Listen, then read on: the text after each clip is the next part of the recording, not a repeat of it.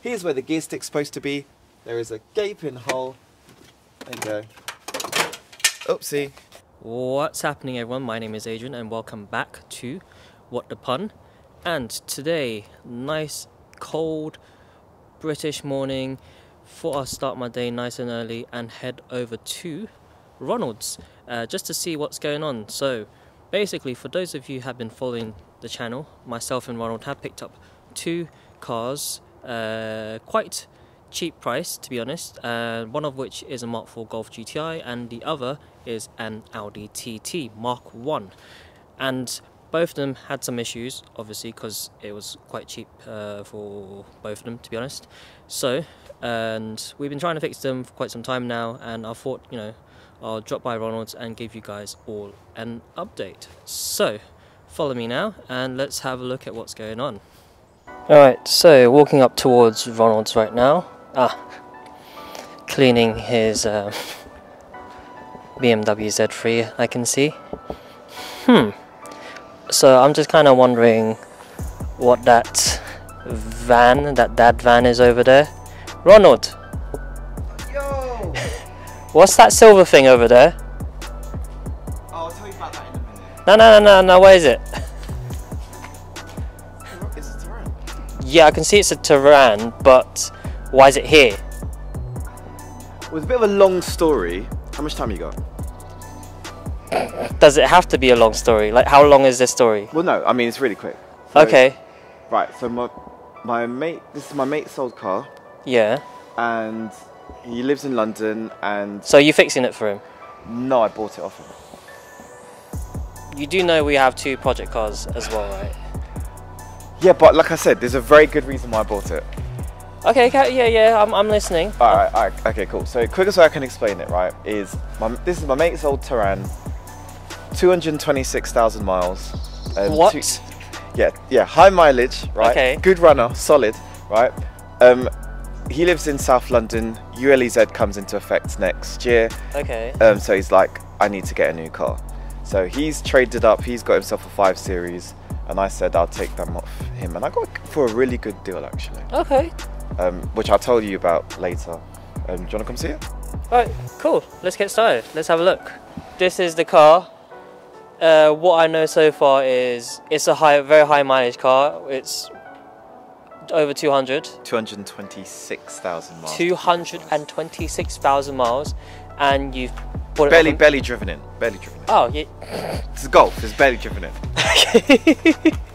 And so you bought it off a mate who's bought a BMW 5 Series, and why is it that this is an addition to our fleet of cars at the moment? How does this fit into what we're doing right now, Ronald? All right. So the justification was with the stuff that we do. One of the biggest challenges we have is that we have to wait for things to be couriered over to us, and especially if you want to, like, there's a lot of deals out there. There's a lot of good, like, pre-owned, like, tools and machinery and stuff like that, but it's, you know how much it is to send, like, you know, like 20 kilos worth of stuff via courier? It's quite a lot. So I thought, get yourself a cheap car that is literally used for the sole purpose of carrying stuff. Okay. The boot on this is insane because it's a 7-seater, but I only have one child, so it doesn't really matter. But in terms of like what I can fit in here, You have room for more children now. I could, but yeah, we're not doing that. Yeah, too expensive. Car cost me all the money that I had in my pocket, right? But ultimately, I can put loads of stuff in here. I'm gonna pick up a tow bar in a few days, which means that for our next salvage car auction, if we win it, hire a tow trailer thing and then just tow it back home, which will save us so much money in the long run. Okay, so in regards to the health and condition of the car, Yeah. have you had to do anything to it since picking it up? Yeah, so I've had to do a few things, not major stuff. So the first thing, I mean, you may notice that there's a bit of condensation on the inside of the window. The blower motor is kind of got an issue where it doesn't really blow out at full power.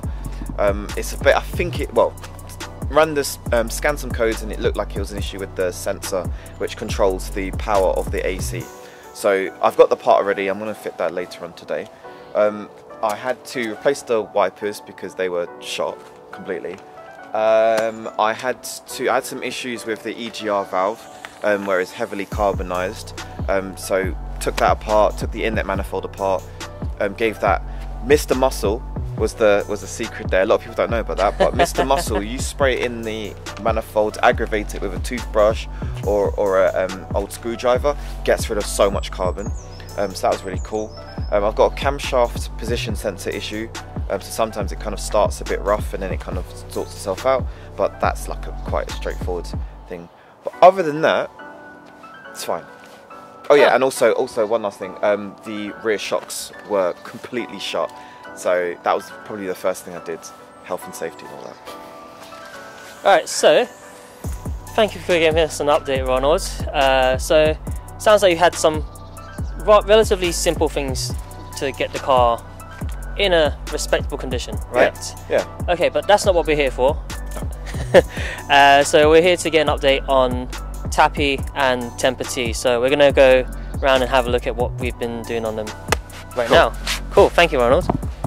Firstly, let's get an update on Tappy, our Mark IV Golf GTI. So where are we at, basically? So, I'm gonna lie, when did we pick up this car? Was it June, July? July. The weather was a lot nicer back then. The weather was a lot nicer. I think it was July.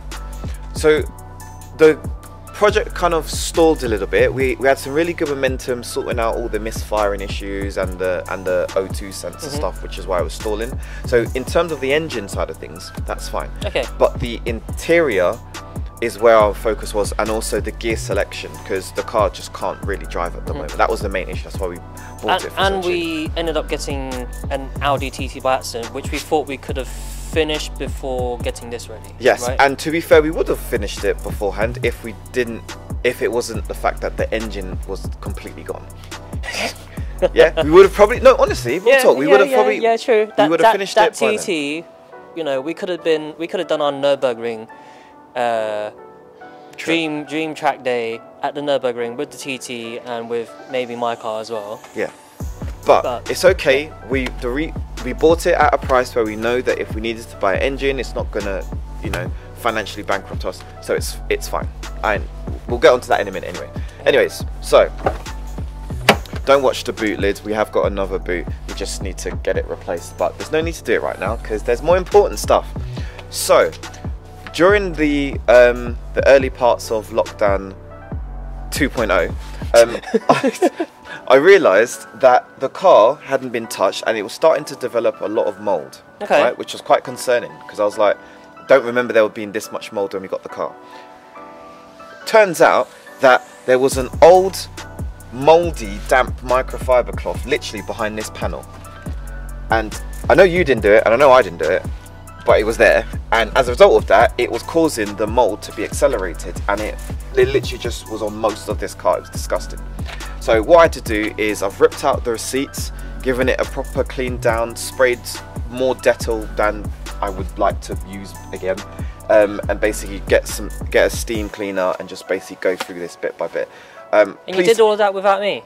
I did. I wanted you to be here. Where were you? Don't know what you was up to. Probably at work or whatever. But yeah, we usually would have done this like together, but we needed to get it done because it was getting quite bad. So took out the rear seats, cleaned down everything. So far so good. We did put in these little cool humidifiers, dehumidifiers, thank you, that Pun bought. But if I'll be honest, there's actually a hole where the gear stick's supposed to be, so these are kind of useless right now. Ah, thanks. Sorry. But I appreciate your effort buying them. Alright, so basic, to sum things up, engine wise, perfect. It's just mainly, gear selector still, which what's the ETA, what we're looking at on the gear selector? So the good news is that you'll notice, I don't know if you can see it on camera, but the exhaust is loose. It's not how it's supposed to be designed. It's not one of them like. I thought that looked a bit funny because it looks like those Japanese gangster kind of cars. Exactly. You just need it to kind of go all the way off. Yeah. Yeah. So basically, the exhaust has been taken apart. Okay. Gear stick is out. Gear stick is actually in the garage. Okay. And I'll show you that in a minute. So just in the process of putting all the bushings back together, so we can check the linkage, because I want to make sure that's right. I don't want to put it all the way back in and it turns out that it's still not Okay. right. So yeah, come around the side of the car, and I'll show you the rest. Alright, so what you show? Oh, that's something's missing here. Yes, so I've taken out the door cards and the front and back seats because there was a lot of mould around here. And it got into some really like weird places, like the wiring that goes towards the window motor. So yeah, that's taken off, cleaned. It's in the back, drying out. Okay. The guy who bought it from had nice, decent speakers in there actually. To be fair. So if we pan inside the car, you'll notice that there is no seats. Right. So weight saving, yeah. Yeah, basically. And to be fair, as much as we want the TT to go around the Nurburgring, I probably want to take this because this is actually, I feel like it's going to be more fun. So yeah, taking out the seats, which is not actually that difficult. Literally 2 bolts there, slide out, and that was it. Okay. Good old Volkswagen ingenuity. So yeah, so all the mould was all around the steering wheel, dashboard all around here, so that's all been cleaned. Seatbelt is a prime, like, just mould just gets Ronald, on the I must say, seat. it looks like you've done a really good job here. Like, Thank you. I'm proud of you because like I'm usually the detailing guy. And Yeah, this is, don't get me wrong, this is not to your standards, but it's good for what it needed. Sorted it out, and yeah, it's been like this probably for about 2 weeks now. It's been fine. Here's where the gear stick's supposed to be. There is a gaping hole. There you go. Oopsie. Yeah. So, as a result of getting out the gear stick, one of the biggest challenges I faced, right, was actually getting the cat and the midsection out because everything was basically rusted together. So I had to use a combination of heat and a technique of getting the bolts unloosed, which connects from the exhaust manifold to the catalytic converter, and that basically separated the cat, and that's how I was able to get the gear stick out. I was genuinely bricking it because I thought I'd make a big mess of it, but to be fair, only 3 bolts had sheared off on the exhaust, which can be easily drilled out, so not the end of the world. But yeah, that was like half a day's work getting it out, and a lot of banging and bashing and stuff like that. So, and also using heat, which is quite cool. So yeah, that's part of the inside of the car. Engine wise, yeah, it's pretty much exactly how we left it. We need to get some more hoses. We need to track them down because quite a few of them are, because this old car, it's brittle, it's cracked. And it's not because you're just aggressive. No, it's not because I'm aggressive. Though I do tend to like give this car a bashing sometimes when I'm annoyed with it. Yeah, airbox needs to be put back in.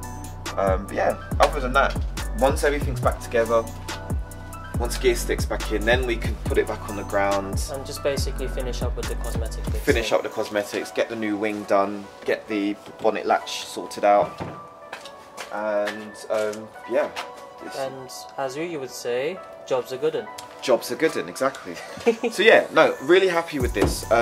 My first real project, or our first real project, so it's nice to know that, you know, a little bit of practicing and learning along the way, getting more confident using different types of tools and techniques of how to strip down a car is actually yielding some really good success. So yeah, I'm happy with that. Oh, thank you very much. So next we will be looking at Tempah T, our Mark 1 Audi TT. So let's get started and we'll jump in and have a look at that now.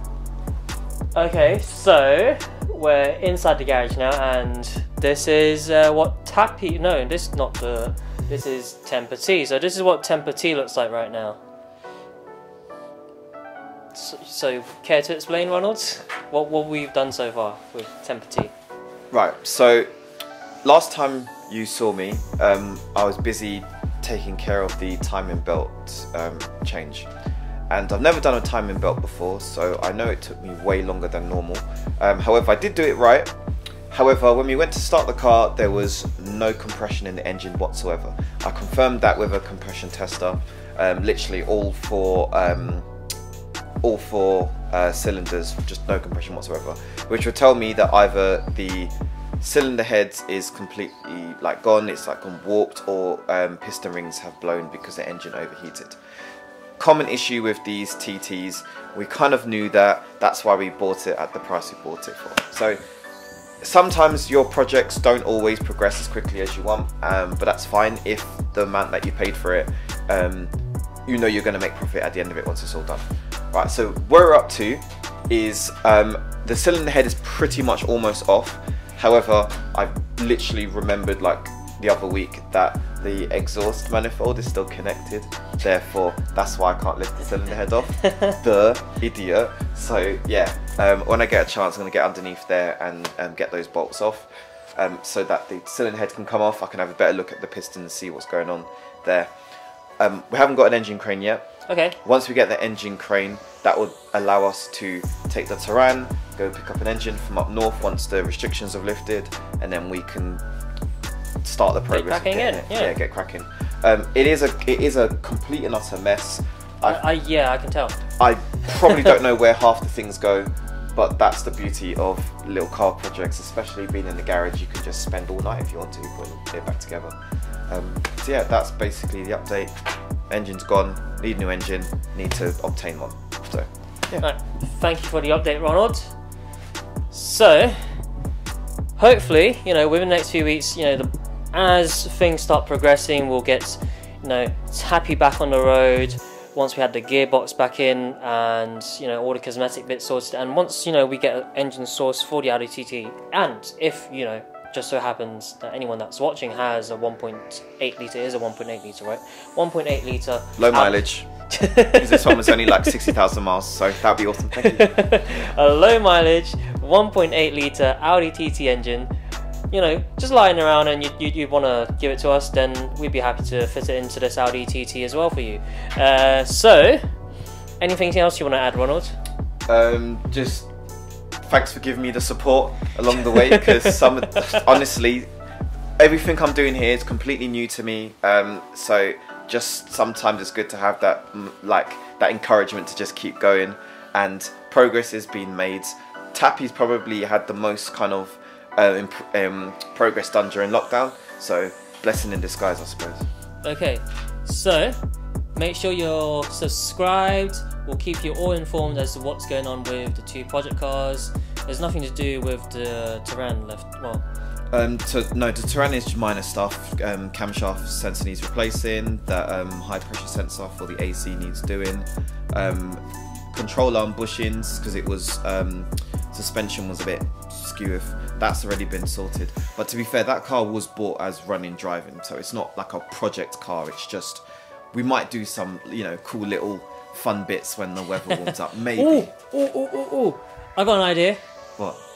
Why don't we pimp out the dad van?